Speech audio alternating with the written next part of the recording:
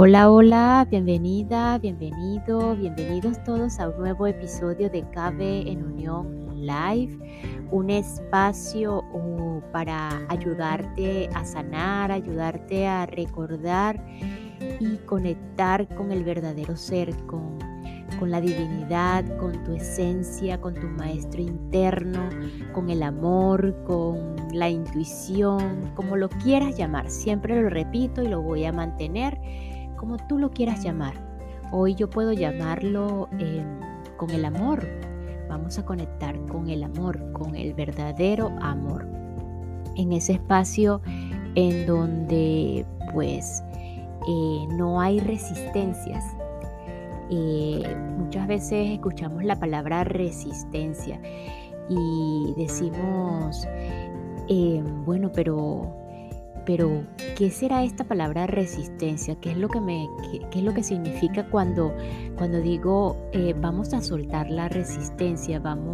Tenemos resistencia a escuchar ciertas frases, tenemos resistencias muchas veces a escuchar la verdad, aunque no sepamos qué es la verdad, aunque no lo sabemos y quién tiene la verdad, pero tenemos mucha resistencia también a conectar con este verdadero amor, porque suena así como que muy fantasioso cada vez que las personas dicen, o bueno, en este caso no vamos a generalizar, en este caso Carla, ¿verdad? Que siempre está en este plan de ayudarte a conectar con el verdadero ser, ayudarte a recordar el verdadero ser. Esto suena muy fantasioso. ¿De qué habla ella? ¿Por qué ella dice de recordar? No lo entiendo o no sé, suena como muy fantasioso, muy, no sé, algo como que no tiene mucho sentido de lo que ella está hablando. Ha pasado el caso. A lo mejor no es el caso tuyo, pero sí puede que alguno diga hasta cuándo ella va a decir eso. Y es que cuando tenemos un sistema de creencias muy arraigados, cuando estamos muy arraigados a las creencias, a las culturas, y no quiere decir que no mantengamos ciertas tradiciones y ciertas creencias, pero cuando tenemos un sistema de creencias muy arraigado, en la que todo es totalmente cuadrado y muchas veces es hechizador, porque nos mantenemos siempre en ese mecanismo de protección, de que si nos salimos de ese cuadrado, siempre va a haber alguien o algo de quién o quién defendernos. Y cuando estamos en ese estado de defensa, cuando sentimos que tenemos que defendernos porque estamos saliendo de eso allí que es algo desconocido, de ese cuadrado donde siempre estamos metidos, nos creemos muy vulnerables y susceptibles a algo o a alguien, que al final todo va a terminar siendo producto de una interpretación que no me crean nada, vuelvo y repito, no me crean nada. Ya puedo, por ejemplo, de este lado, puedo ver claramente que es una total ilusión. Ese tener que defendernos y ese sentirnos vulnerables porque nos salimos del cuadrado y de ese sistema de creencias tan arraigado al que no podemos salirnos de esa tradición principalmente. Entonces, seguimos con ese de qué es la resistencia, por qué la resistencia. Por supuesto que si nos ilusionamos que debemos protegernos, de que somos vulnerables, de que tenemos que luchar, de que tenemos que mantener ciertas creencias y esas creencias que son tradiciones, pero que van mucho al fanatismo, al especialismo. Eso hay que observarlo. Probablemente muchos de nosotros hemos estado allí en muchos fanatismos y pues no nos percatamos de observarnos en eso que estamos, en ese sistema de creencias. Y pues cuando estamos metidos allí, estamos en una total resistencia física. emocional, psicológica, social, biológica, etcétera, como la quieran llamar. Y esa resistencia, ese resistirnos a salir de ese cuadrado, nos lleva a no recibir el bienestar, porque si algo se escapa del cuadrado, pues ya estamos sintiéndonos mal, ya vamos a estar sin bienestar, ya vamos a estar en el malestar. Por lo menos en la mayoría de los casos sucede así, no lo sé. Y cuando comenzamos a observar y a hacernos conscientes, cuando entramos en esa resistencia, yo lo puedo ver y catalogar como algo o una gran oportunidad. Puede ser llamado hasta, no sé, como algo maravilloso que ha llegado, porque vuelvo y repito, no me crean, puede ser el inicio o el fin de un proceso en esta vida que nos impide sentir bienestar. Finalmente, no existe nada de lo que tengamos que defendernos o protegernos, y la verdad no necesita defensa, y podemos salirnos de ciertas tradiciones. O sea, no pasa nada. Por ejemplo, en este momento que muchos me pueden estar escuchando, que son las tradiciones de las Navidades, si en algún momento no podemos llevar una tradición cultural, no pasa nada si nos salimos de esa tradición, si salimos de esas creencias, de ese cuadrado. No pasa nada si nos salimos de allí. Pero eso tenemos que ser muy conscientes y observar. En este caso, te invito a que el día de hoy tomes una respiración profunda por la nariz y exhalas por la boca. Y te haces consciente de que estás respirando.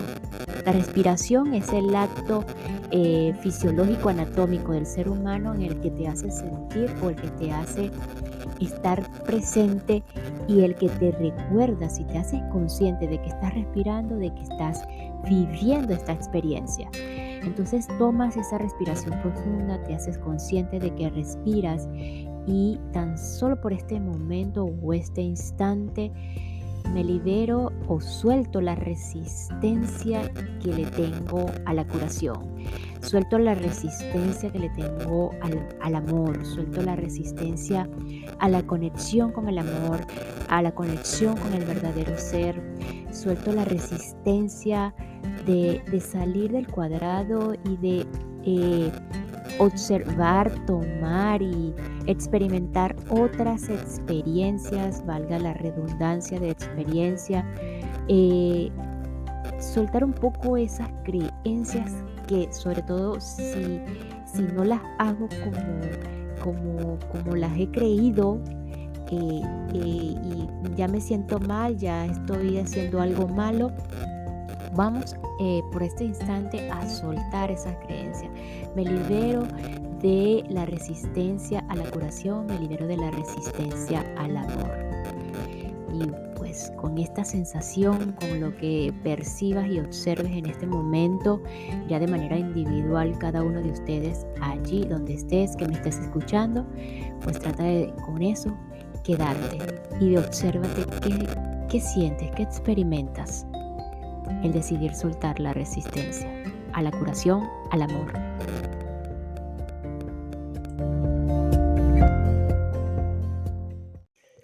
Y esta pequeña pausa es para enviar un saludo y agradecimiento a todos los que me escuchan, los que me escuchan y se encuentran en el departamento de Salto, de Canelones, departamento de San José, Maldonado y Montevideo en Uruguay.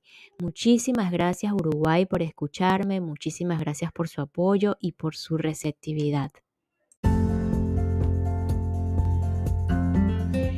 Ok, y pues luego de esa apertura vamos a continuar con la lectura de El plan de tu alma de Robert Schwartz, un proyecto o un libro, como lo quieras llamar, acerca de ese plan que aparentemente muchos decidimos y planeamos antes de venir a esta experiencia humana.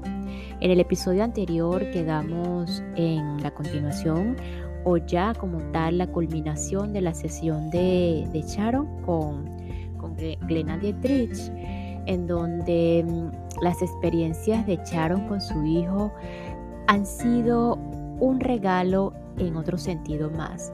Ya la manera final de toda como la reflexión de esta sesión, en donde en la sesión han profundizado su fe en la bondad de la gente, o estas experiencias han profundizado en su fe en la bondad de la gente. Considera la elección que hizo Sharon. Podría haber elegido creer en que la vida es poco más que dolor y lucha. Esta frase es súper. La vida es poco más que dolor y lucha. Podría haber elegido creer que la gente la juzgara y le hará daño. Podría haber decidido que lo mejor en la vida era nublar sus sentimientos y mantener una distancia emocional de los demás.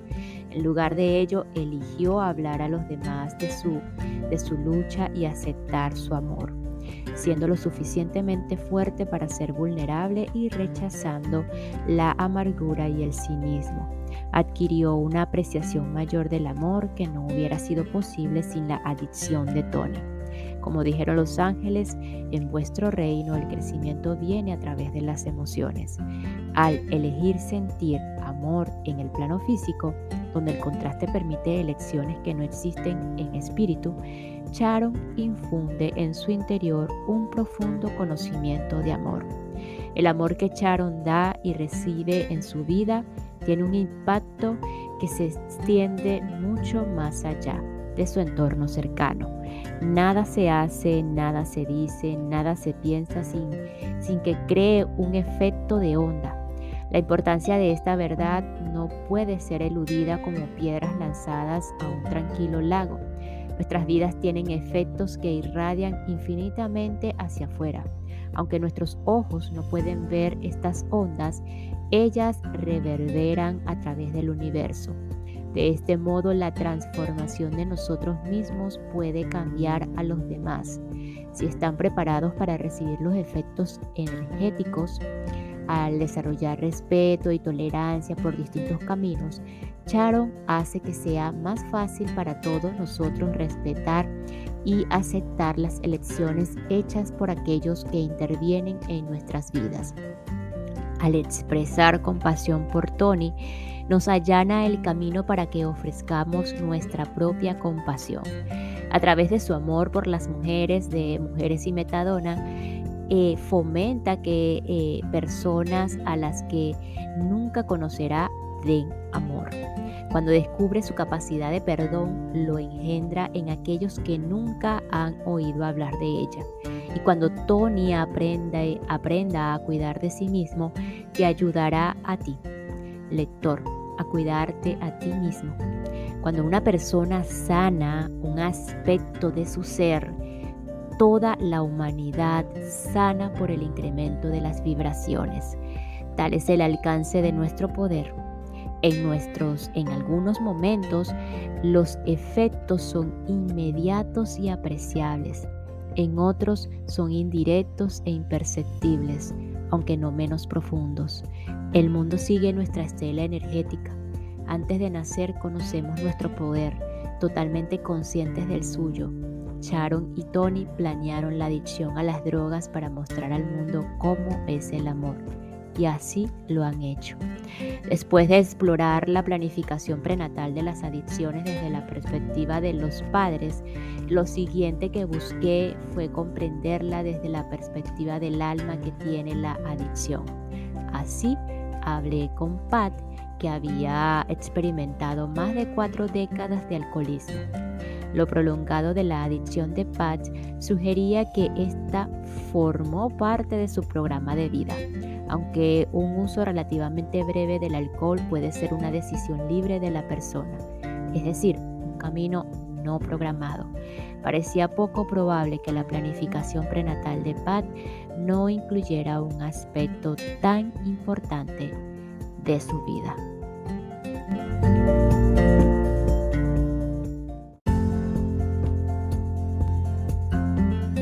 Por otro lado, el caso de Pat. Nací demasiado pronto, comenzó Pat, arrancándonos una carcajada a ambos. Aunque íbamos a hablar de un tema serio, el sentido del humor de Pat estaba, no obstante, presente. El 7 de junio de 1933. Pat creció en Amarillo, Texas, lo que explicaba el ligero acento con el que hablaba. Su voz irradiaba calidez y amistad. Pat me contó que había dejado de beber a la edad de 58 años. Comenzó a hacerlo a los 14 cuando asistió con un amigo a una fiesta en el nuevo centro comunitario de Amarillo. Ambos éramos tímidos y vergonzosos, recordó Pat. Mi amigo y yo compramos unas cervezas y nos las bebimos. A pesar de su horrible sabor y sus efectos me hicieron sentir inmediatamente como: tío, puedo bailar y las mujeres de aquí me adoran. Y caramba, entré y bailé y me lo pasé bien. El alcohol sacó al Fred Frester de mi interior, mi súper buen aspecto y mi maravillosa mentalidad. Toda esa mierda que sabía que no era verdad, pero que el alcohol me daba la falsa sensación de que era verdad. En aquella época el deseo más fuerte de Pat era escapar de Amarillo. A los 16 años dejó el instituto y con el permiso de su madre se enroló en la Marina. En Japón y en Hong Kong empecé a beber con los chicos grandes. Tenía 17 o 18 años. Cuando salí ya era alcohólico. Después de su estancia en la Marina, Pat bebía casi diariamente. Con frecuencia iba a trabajar borracho. Se la pasaba durante la jornada y después continuaba bebiendo en casa.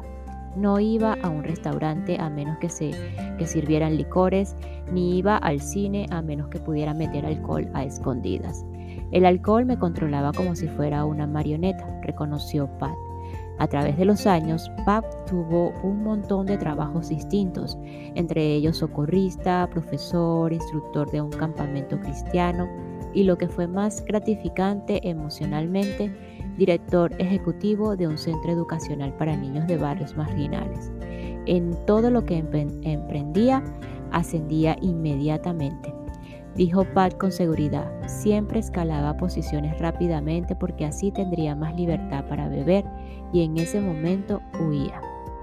Mirando atrás, creo que tenía miedo de que me hubieran ascendido más allá de mis capacidades. La breve referencia de Pat al miedo no me llamó la atención en ese momento, aunque al final adquiría mayor significado. Pat está casado con su segunda esposa, Shirley. Tiene 3 hijos, Katy, Donna y Andrew, de su primera esposa, Carole. Pat dejó a Carole y a sus hijos y su puesto en el centro de educación para estar con Shirley. En aquel momento aceptó un trabajo reconstruyendo alternadores de automóviles. Durante su matrimonio, Shirley libró su propia batalla con el alcoholismo. Mientras Pat describía su historial familiar, me pregunté si sus esposas e hijas sabían antes de nacer que él bebería. Si era así, ¿cómo sirvió su alcoholismo a sus retos para esta vida?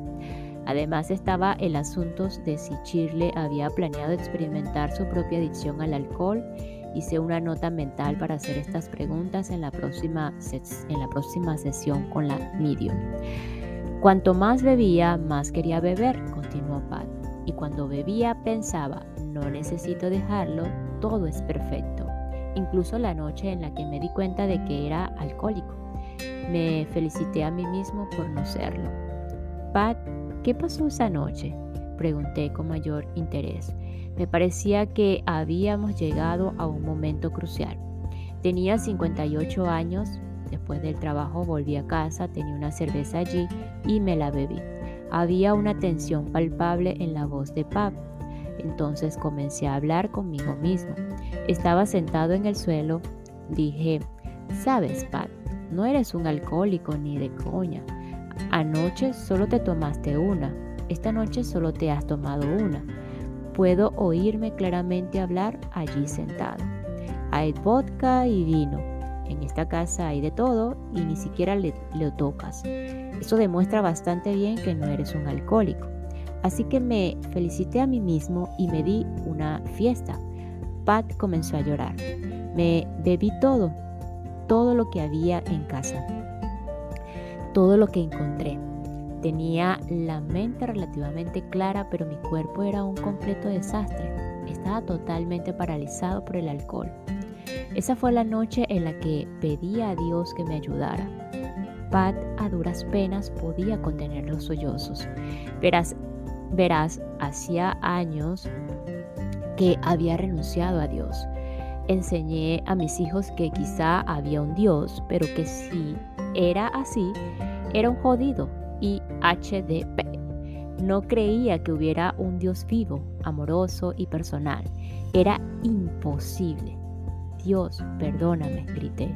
Lo grité con todo mi corazón y con toda mi alma. Estaba derrotado, total y absolutamente derrotado. No podía más. Entonces fue cuando comenzó el milagro. No hubo una luz brillante ni un arbusto ardiendo, pero yo sabía que Dios estaba allí. Había una convicción total en la voz de Pat. La vida de Pat no cambió inmediatamente. De hecho, continuó bebiendo las siguientes 3 semanas. Durante ese tiempo, la sensación de aquella noche permaneció con él y finalmente lo empujó a ingresar en un centro de rehabilitación. 4 días más tarde ya no tenía deseo de beber, dijo Pat. Antes de eso ni siquiera me imaginaba no beber. Me pregunté si Pat había heredado este casi crónico impulso de beber. La investigación sobre la planificación prenatal indicaba claramente que elegimos a nuestros padres antes de nacer. Si Pat había querido experimentar el alcoholismo en su vida, habría seleccionado padres alcohólicos. Pat, ¿tus padres bebían?, pregunté. Mi padre era probablemente alcohólico, pero bebía en privado. Tenía una pequeña petaca que siempre llevaba consigo. Mi madre era abstemia. ¿Cómo afectó la bebida a tu primer matrimonio y a tus hijos?, pregunté. Bebía hasta el punto que no sabía si estaba casado, admitió Pat. Literalmente huía de mis hijos. Cuando los dejé, ni siquiera me dijeron adiós. Fue muy destructivo. En los años siguientes, los 3 hijos tuvieron dificultades. De niño, Andrew tenía problemas de disciplina, más tarde se involucró con las drogas y el alcohol. Katy también se metió en las drogas. Pat me contó que todos sus hijos habían cambiado, pero que aún se arrepiente del dolor que les causó. Cuando recuerdo que los dejé en un momento tan vulnerable, la voz de Pat se pierde cuando comienza a llorar. Hace una pausa para recomponerse. Necesitaban un padre, necesitaban la imagen de un padre. Yo no lo era. Evidentemente pregunté a Pat cómo había afectado la bebida a su relación con Shirley. Me contó que Shirley nunca lo juzgó por beber y que no discutían sobre ello, pero le echaba la culpa de todos mis problemas, lo que es algo muy típico en los alcohólicos, dijo Pat. Pensé que Shirley era mi lastre y la razón por la que había pasado de un puesto ejecutivo a reconstruir alternadores para vivir. Pero el hecho es que fui yo quien dejó aquel trabajo. Pat dudó un momento. Esperé tranquilamente, sintiendo que estaba intentando decidir si decir algo o no. Intenté suicidarme varias veces, dijo de repente. Tenía una pequeña tienda móvil para reparar los alternadores. Tenía la caravana modificada, tenía una enorme caja de herramientas junto al asiento del conductor. Tenía pesados alternadores encima de esa caja dirigidos directamente a mi cabeza. Mi plan era chocar contra un árbol, el mayor que he visto nunca. Esta es una retorcida carretera de Missouri. No había manera de sobrevivir a ello. Los alternadores me hubieran aplastado la cabeza. Lo intenté 2 o 3 veces, pero cada vez que ocurría algo, cada vez ocurría algo. Una vez vi las luces de otros coches que venían en dirección contraria y no podía permitir que nadie me saliera herido. Otra vez fue un conejo. ¿Un conejo?, pregunté sorprendido. Corrió frente a mi caravana. Se rió Pat.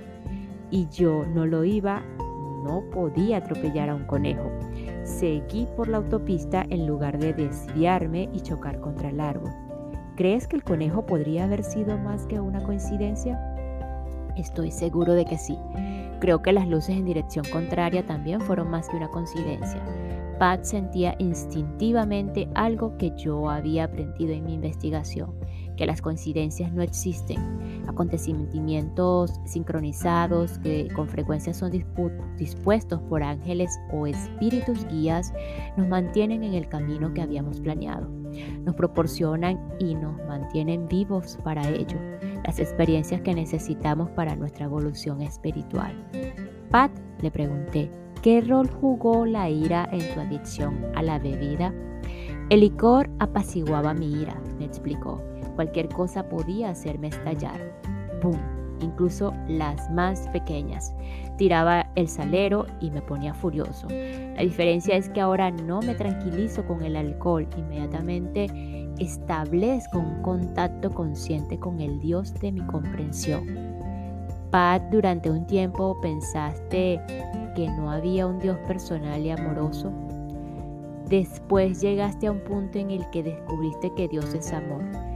¿Cómo pasaste de donde estabas hasta donde estás ahora? Pat mencionó que de nuevo la noche en que se hallaba en el suelo cuando notó que Dios estaba con él. Además reconoció que el amor y la tolerancia de los miembros de Alcohólicos Anónimos le habían ayudado a reconocer o a conocer a Dios. Ahora añadió, ante cualquier amenaza, lo que es raro que ocurra, la compruebo y veo cuál de los defectos de mi carácter está involucrado. Hablo con Dios y encuentro la paz. He descubierto que todos somos hijos de Dios y Él no es el mal tipo, no te hunde. De hecho, lo que Dios hace es encubrarte. Pat me contó que había enmendado sus actitudes con sus seres queridos que a cambio lo habían perdonado. Mi hija pequeña Katy me dijo, papá, te estoy agradecida por todo lo que hiciste cuando eras alcohólico. Tuve que pasar por todo aquello para ser la persona que soy hoy. Esto me dejó atónito. En una carta de disculpa a Carol, Pat terminó diciendo que la quería. Yo también te quiero, le escribió Carol en respuesta. Eso me enterneció. Era increíble que pudiera querer a un hombre viejo que la había dejado. Pat, ¿qué te gustaría decir a un lector que quiere a alguien que está luchando contra su adicción al alcohol? Nosotros no sabemos que estamos enfermos, contestó Pat, que rompió a llorar de nuevo repentinamente. Somos los últimos en darnos cuenta. Si alguien no nos los dice, somos capaces de matarnos a nosotros mismos y a los demás. ¿Qué te gustaría decirle a la gente que lucha contra su adicción al alcohol? Aguantad hasta que ocurra el milagro. Ese día llegará. Es así de sencillo.